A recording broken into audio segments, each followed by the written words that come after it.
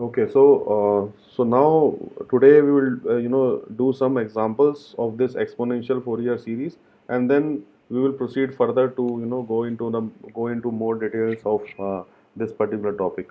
So for example, now if I give you one question, let us say this one. Here you have this signal, periodic signal, and in this periodic signal, the signal is represented in this format.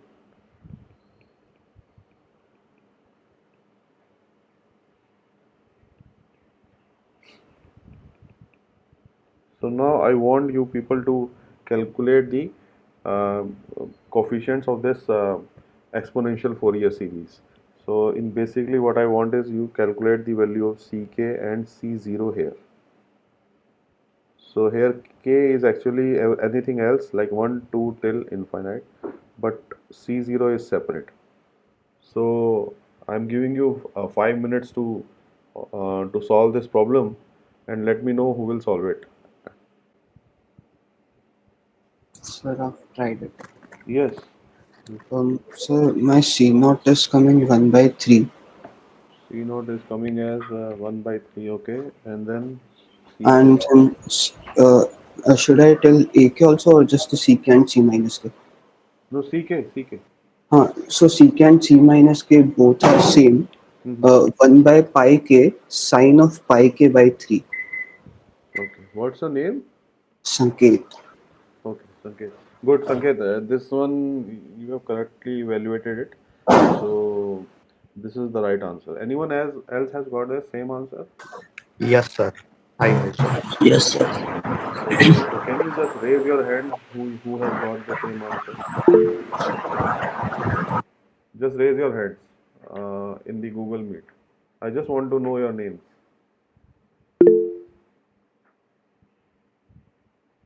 Okay.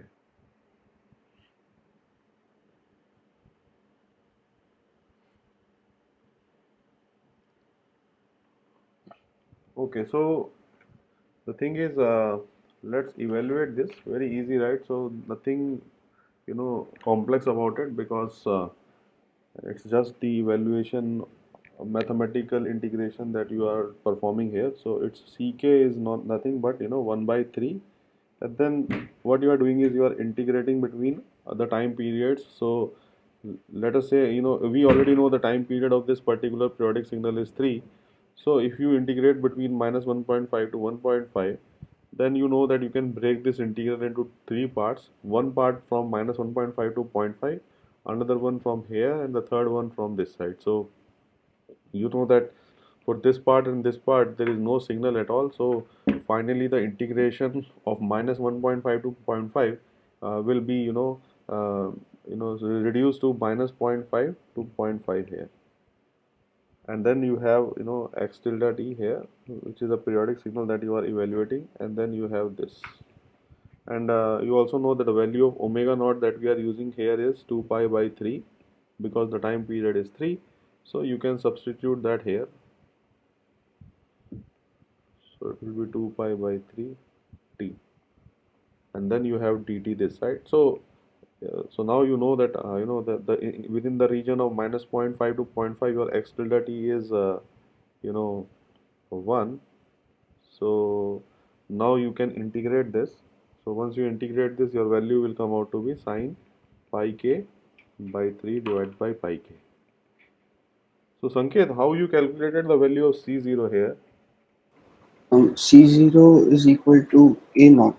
So I just evaluated the integral of 1 by T naught and Okay, x okay, tilde okay. t dt. Okay, you did it through that way.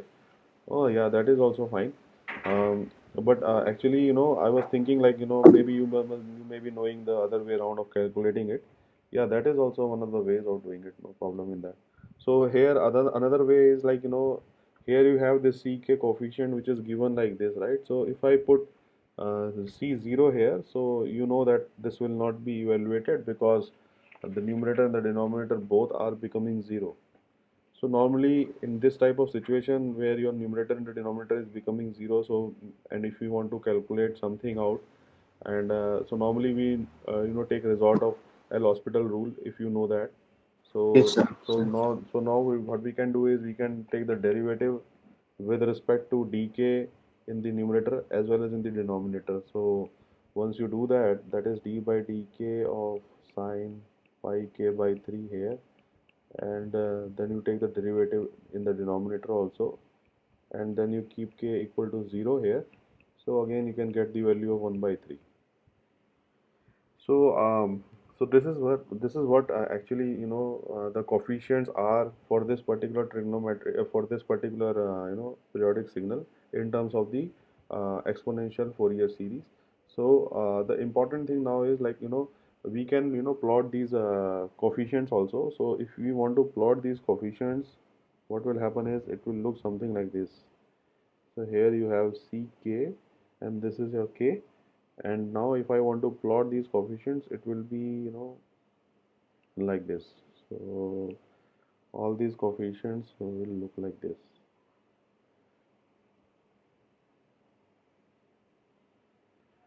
Then you have like this.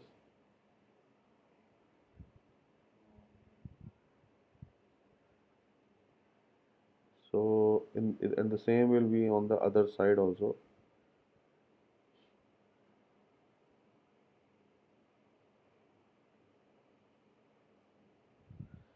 So what you will have now is some signal which looks like this. This is 0 here.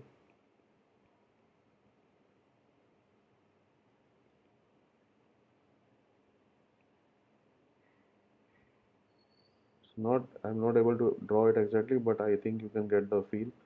So this will be the signal, and these values will be 0 here, and this also 0 here, and this also 0 here, and here also. So these coefficients and this value is actually 1 by 3, and the other values you can get it through the expression that we have got. So this is actually also called as the line spectrum for this particular uh, uh, for this particular problem, or basically in general we call this as a line spectrum, which actually tells you how the plots, how the coefficients are plotted when you plot it on the this k scale here. This is the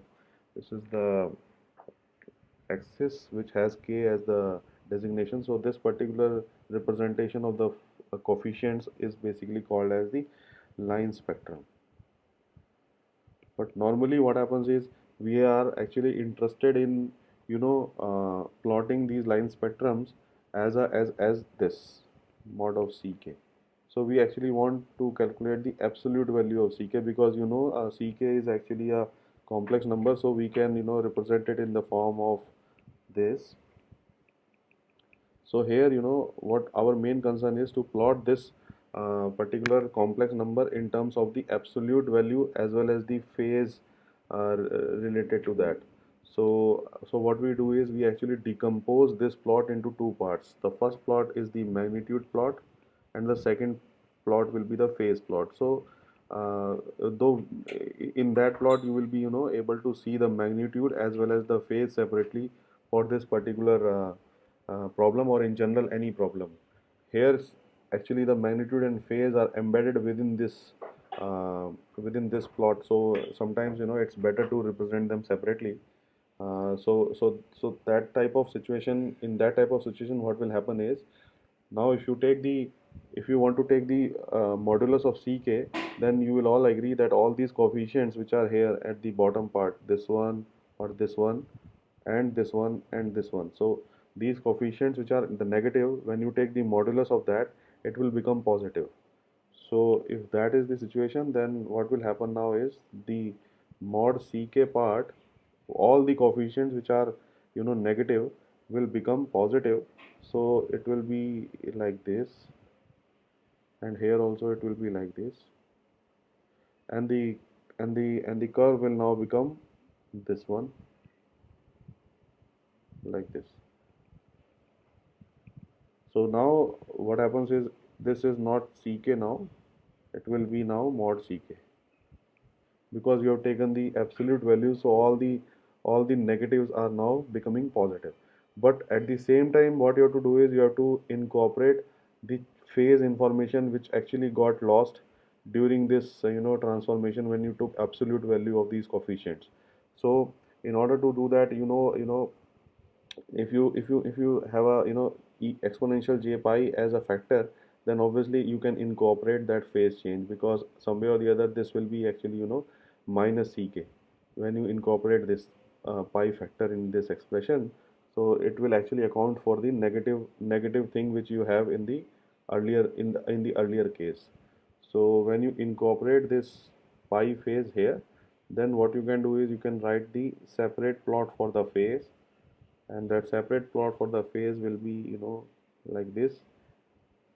And here you can write it as angle of this ck. And you know that you have only changed the transfer coefficients at this particular location and at this particular location. So that means uh, the phase will actually be added here in order to compensate for the coefficients. So what will be the final phase here for this particular signal will be this.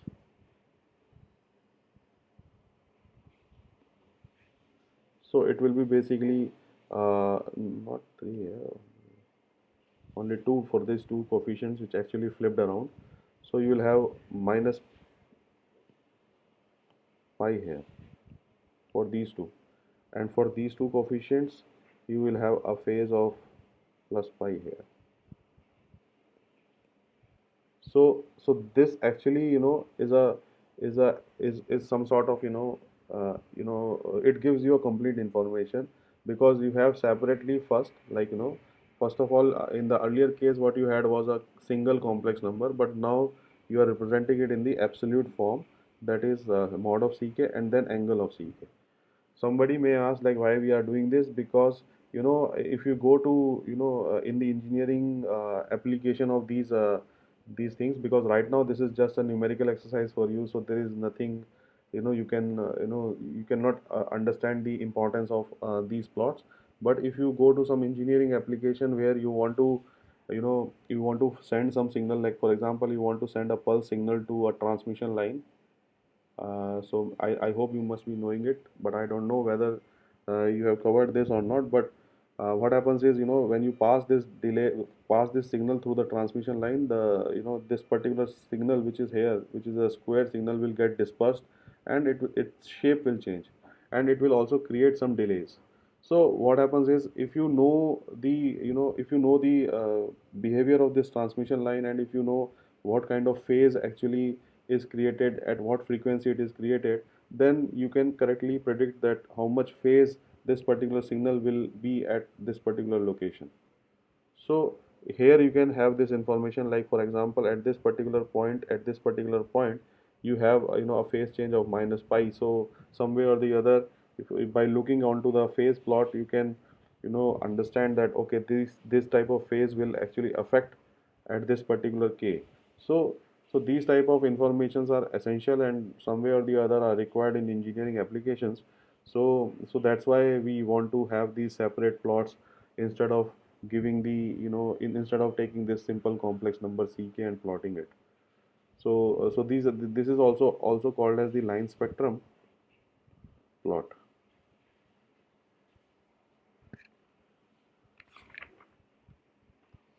Okay, so let us solve one more question here, just to be concrete, and everybody will be on that same page. So if you have if you have a signal which is like this, let us say we have removed the symmetry now. So in earlier case, if you observe, what we have done is, there is some sort of symmetry here, some signal is on this side, some of the equal signal is on the right side, so it's a symmetric signal. But here I have we have broken down the symmetry, and now if I want you to calculate these coefficients here for this particular example, then I'm giving you few minutes to do it. So let me know what will be the answer for this particular uh, signal, which is this. So you have to evaluate the coefficients ck and c0 both, and where k is running from 1 to infinite. So you have to get me these values for this particular signal. Right now it's 8:30, so at 8:35 I'll ask you the answer for this. Yes, anyone has solved it? Yes, sir. Yes, tell. My C0 is 1 by 3 एक second. and Just a C second. of K. Sorry, sir. Just a second. I will check Okay. that. So your C0 is 1 by 3. Okay. Then C of K is equal to 1 upon 2 pi K 1 over 2 into pi into sine omega 0 K minus J sine plus omega 0 J k uh, minus J minus j. plus J cos K omega 0. This thing. नहीं sir. हाँ. Hello, sir. वहाँ पे plus जे cos omega 0 के और minus जे और भी है. Okay. इधर की तरफ. Okay. Is it this हाँ. one? यस. और सी ऑफ माइनस के में 1 अपॉन 2 पाई के साइन ओमेगा 0 के प्लस जे माइनस जे कॉस के ओमेगा 0. हाँ, plus J. So you are doing it like this. Okay. Anyone else? Yes sir. Same. Yes. Same answer. Okay. And omega naught is your what? What will be the value of omega 2 naught? Pi 2 pi 2 by pi. 3. 2 by 3. Sir, I've Okay. tried to simplify CK. I have not yet calculated C minus K. Okay. C minus k is just put it there. So okay. So let me solve it and you check it out. So here the thing is in order to calculate the value of ck, it's like 1 by time period 3, then from 0 to 3, and then you have x tilde t e to the power minus j k omega naught t dt, right? So once you have this, so it's very easy, right? So from 1 by 3 integration 0 to 1 only you have this value of x tilde t as well, and for the rest of it there is no answer. It's 0 here. So so what you have is a j k 2 pi by 3 t dt. So this is what you have when you calculate the coefficients of ck here. So once you have this, then you can easily calculate the value, right? Ck value will be minus 1 over j2 pi k exponential minus j2 pi by 3 k minus 1. So this is the answer. Sir, actually, I also got the same answer, but I was thinking okay, you were asking about 1 to infinity, so I was getting confused. No, no, no, not 1 to infinity. What? 1 to infinity? Sir, you mentioned in the question that the CK is Oh, no, no, from no, 1 no, to no. infinity. No, no, no. This is actually your general expression. And then you can write here k1 to infinity. So you can put these values and you can get the values, right? So this is a Sir, general but it's expression. actually minus infinity to infinity, no? No, this is actually, yeah, that is right. But actually, I have taken only the plus k component, right? Positive one. So the negative ones you can put by substituting minus k. Right now, I am only considering the positive part of it. Sir, so how can we differentiate? Like, if we want for k equal to minus infinity to infinity, then what will be the answer of CK? So you have to substitute instead of k minus k here. So if you substitute that, you will get the values of c minus k in this side.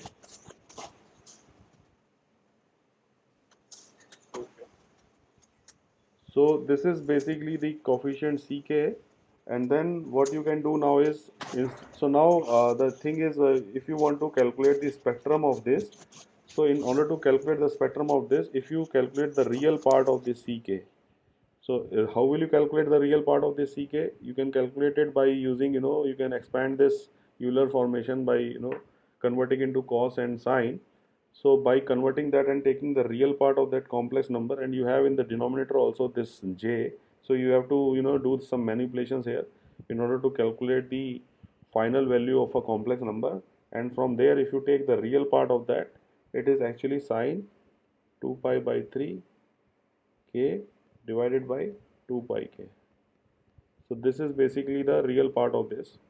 and the imaginary part of this is basically what? The imaginary part of this is cos 2 pi k by 3 minus 1 divided by sine 2 pi k. So this is nothing, there is nothing fancy about it. You just, solve this particular ck coefficient and bring it in the form a plus jb. So if you bring it in the form of a plus jb, then you can take the real part of this a plus jb, which is a, which is this one, and if you take the imaginary part of this ck, which is actually b, and that is this one. So there is nothing fancy about this. And now you know that if you want to calculate the modulus of this particular complex number ck, which is here, then it's very easy, right? Under root of a square plus b square, which is what you want. So that means if you want to do under root of a square b square, means some way or the other you are doing real part of ck square plus imaginary part of ck square. So if you do this, that is, if you substitute these values of this as well as this, then you will solve. If you solve these expressions, what you will get here is, or maybe the other way around is, you can take the modulus of ck here itself also in this. If you have this, so both of them will some way or the other will give you the same answer. So once you put these values inside this expression, which is this one which I have told you, and evaluate this expression, then what you will get at the answer, final answer will be 1 by 3 sinc pi k by 3. So this will be the final answer if you evaluate these two. If you substitute this value and this value inside and solve it further and further and use the trigonometric identities, so finally what you will get at the answer will be sinc uh, sinc of pi k by 3. So this answer is actually the modulus ck that you will get for this particular signal which we have discussed here. This one. And phase also, if you want to calculate, then phase will be nothing but, if you want to calculate the phase, that is the angle of the coefficient ck, so that will be actually tangent inverse of the imaginary part of ck divided by the real part of ck. So this information, when you evaluate, so when you evaluate this expression, the answer that you will get for the angle part of the ck will be, just dividing these two parts here, this one and this one. So once you do that, you will get the answer for the angle part of the ck. Okay, so once this is finished, now I want to move to another way of representing the Fourier series, which is called as compact Fourier series. Compact Fourier series, which we also call as CFS. This is basically another way of representing the Fourier series. So in this, if a periodic signal x tilde t is there, so what you can do is, you can represent it in a form which is given like this. So this is basically represented like this. So here, if you observe it carefully, some way or the other, we are trying to compress the cosine and the sine function in the normal trigonometric expansion into into the single expansion. And if you observe that, a change that we are having here is like, some phase is added here. So this is another way of representing the exponential Fourier series.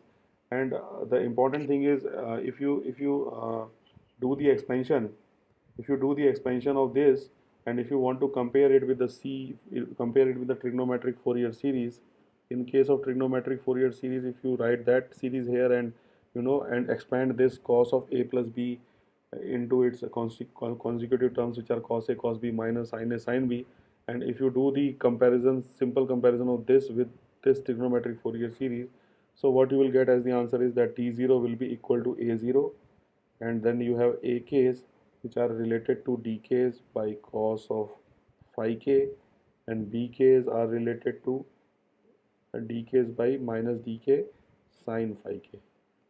So these are the actual relations that you can get very easily from comparing the compact Fourier series with the trigonometric Fourier series. And also, if you want to calculate the tk only, then you can get it easily by squaring ak square plus bk square and take the under root of that. and the corresponding phi k can be evaluated as this. So using these relations, you can actually easily transform from one coefficients to another coefficients, and these are the relations that actually govern the compact Fourier series with trigonometric Fourier series. And I'll leave you as an exercise for you to link compact Fourier series with exponential Fourier series and check how they are related to each other. Because certainly they will be also related, and they can be easily transformed from one representation to another representation. So now the representations of these Fourier series is finished. So now I just wanted to tell you some another some few subtle things about this Fourier series which is important. So one of the basic questions that maybe some of you can ask is that, is it always possible to determine the Fourier series coefficients? So in order to answer this, we have to actually look into the existence of the Fourier series. Existence of the Fourier series. So if you look in the existence of the Fourier series, means you are some way or the answer, some way or the other answering, asking the question that, is it always possible that we can get the Fourier series coefficients for the signal or not? So in order to in order to have that possibility, that is, in order to have these Fourier series coefficients always if we, to be calculated, there are certain conditions which the signal has to meet. If the signal is meeting that conditions, then certainly you can be sure that you can easily evaluate the Fourier series coefficients of that particular signal. So the constraints that the signal must have is, that is, the first constraint is that the signal x tilde t must be integral over one time period. So what it says is, the signal has to be integrable. So if you evaluate it for one time period, the signal has to be actually integrable. So you have to, if you take the integration of this particular signal in one time period, it has to be less than infinity. So some way or the other, in the pictorial representation, what it shows is, here if you have some signal which is periodic, it's given over here also. So if you take the integration of this signal within the one time period frame, so here you will see that it's properly integrable. So it's not either exploding, so that is more important. So it has to be convergent. So the first condition is that the signal has to be integral if you do this particular evaluation and you get a finite answer instead of infinity. And the second condition that it has to observe or meet is that the x tilde t, actually if it has discontinuities, then it must have at most finite number of that discontinuities in one period. So if the signal has discontinuities like the ones which we had already discussed, like this signal is having discontinuity. So if the signal has discontinuity, it has to be in finite amount of finite numbers in one period. The signal with infinite number of discontinuities in one period cannot be expanded. So that has to be kept in mind. That is, infinite number of discontinuities cannot be evaluated, and the Fourier series coefficient of that particular type of signal cannot be possible. So for example, if you see here in this particular scenario, you see there are infinite number of discontinuities. As you keep on expanding, there will be infinite number of discontinuities. So in order to avoid that type of infinite number of discontinuity situation, then then uh, then only it is possible to evaluate the Fourier series coefficient. Here you can see you have this discontinuity, this discontinuity, this discontinuity, and it keeps on going. So if it keeps on going, and if it's a signal like this, it's impossible to get the Fourier series coefficient for these type of signals. And the third constraint that you have on the signal x tilde t is actually that it must have at most finite number of minima and maxima in one period. So it cannot be having infinite number of maxima and minima in one period. So if it has infinite number of maxima and minima in one period, it will be difficult to be expand again in terms of the Fourier series. So pictorially, if you observe it, then it is something like this. If you have a signal which is continuously, having a infinite number of maxima and minima, then also it has a problem. So that type of series also is not, you don't have that Fourier series expansion for this. So it has to be noted that within the period, within the one single period, maxima and minima has to be finite, and it cannot be infinite number of maxima and minima. So these are the three constraints that you have to keep in mind for x tilde t. That is, the signal should have a finite number of maxima and minima in one period. It has to have a finite discontinuity within the one period, and it has to be absolutely integrable within this period. Then only you can say the Fourier series coefficients are calculate for we can calculate the Fourier series coefficients for this particular type of signal. And normally in engineering practice, if you see, most of the signals that you will observe in reality are actually following these three constraints very easily. So if that is the situation, then definitely you can calculate Fourier series coefficients for most of the signals that we find out in engineering applications.